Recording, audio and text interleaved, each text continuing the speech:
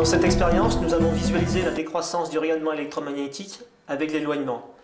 Pour cela, on va utiliser un émetteur qui est une radio CB, une antenne émettrice et une règle équipée de détecteurs lumineux de champs électromagnétiques. Alors, je vais disposer la règle et les détecteurs donc, perpendiculairement à l'antenne et je vais émettre.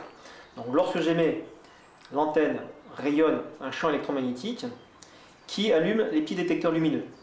On remarque que l'intensité lumineuse n'est pas identique pour chaque détecteur. Le plus proche de l'antenne s'allume fortement, le deuxième s'allume de manière moins intense, le troisième ne s'allume plus et le quatrième, bien sûr, ne s'allume plus non plus. Ceci s'explique par le fait que le champ électromagnétique diminue fortement lorsqu'on s'éloigne de l'antenne émettrice. Alors pour aller un petit peu plus loin, on sait que la puissance du rayonnement électromagnétique que l'on reçoit d'une antenne diminue en fonction du carré de la distance.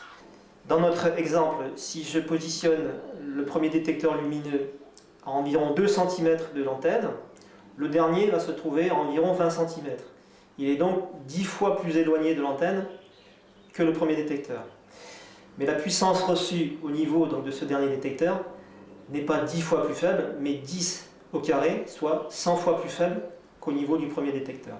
Ceci permet d'expliquer qu'il peut être risqué de se trouver à quelques centimètres d'une puissante antenne émettrice, comme une antenne de télédiffusion, une antenne de radiodiffusion, une antenne radar ou une antenne de téléphonie mobile, mais qu'à quelques mètres de ces antennes, le niveau d'exposition devient beaucoup plus faible.